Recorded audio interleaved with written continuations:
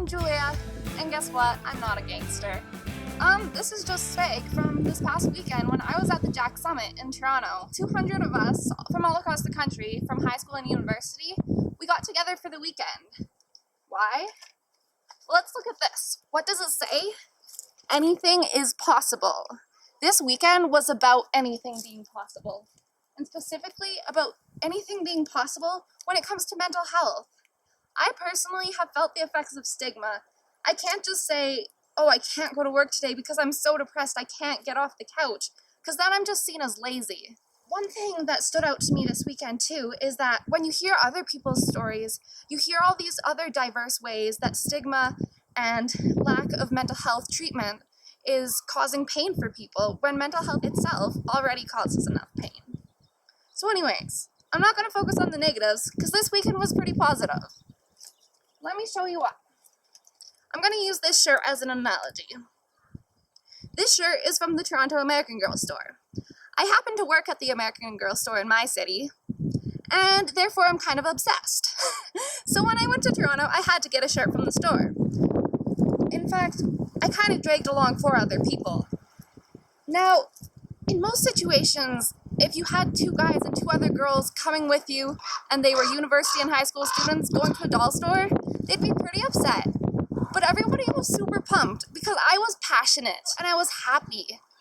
And that wasn't just about the shirt. That was the whole weekend. I met people. I learned things. I got to meet Clara Hughes and the founders of Wear Your Label. It was amazing. Some people like to go to concerts to see their favorite singers. Don't get me wrong, I'd love to do that too. But to see people who have changed the world in terms of mental health, now that is amazing. This little piece of cardboard, it's one of those fancy-dancy mug thingamabobbers, and it's made by Jack.org, the organization that ran the summit. And what I like about it is that it has statements about mental health, like it's time for a rude awakening. Except it doesn't say that. It says it's time for a brew awakening, or espresso yourself. And this kind of reflects that over the weekend, mental health didn't have to be this serious, negative topic that scared people. It was something that was just talked about freely. And you could share your struggles, but then you could also share your successes. And you could have success because of your struggle. And it was a wonderful thing to see. This handy-dandy thing, you probably know what it's called. It's called an iPhone. Usually when you go to things where you're learning, especially at school, they tell you put your phone away. But this weekend, you were supposed to take your phone out. Our goal was to be trending on Twitter to get that conversation going about mental health. I'll link to my Twitter if you want to check them out. Most of them are puns, so hopefully you don't hate puns too much. And anyways, it was like we could have 2 conversations at once. We could have conversations with the people beside us about our personal experiences, and we could have personal conversations with people who weren't at the summit through Twitter and other social media. And that's one of the things I love about Jack.org, is since they're a youth-focused organization in regards to mental health, they're very accepting of these ideas of things like social media that people my age are so involved with these days. Because we don't have to view these things as, oh, in my day, we had to send postcards, right? Like, we have new technology, and we can use it for our benefit. I think it's time we start doing that we don't always put our phones away, but instead we use them properly, we use them for good. I could go on and on about this weekend and all the things I learned, but one of the things that hit me the hardest was that you can be a leader, you can be a hero, you can be strong, but you can still be broken yourself. I've battled depression, anxiety, and anorexia for the past few years, and most of the time, I feel pretty broken. And I feel like because of that, I'm never going to be able to do amazing things or be someone who matters and who makes a difference. But this weekend, I learned that that doesn't have to be the case. I can do whatever I want in the best of ways. I can start a conversation. I can use my personal experience to get other people talking.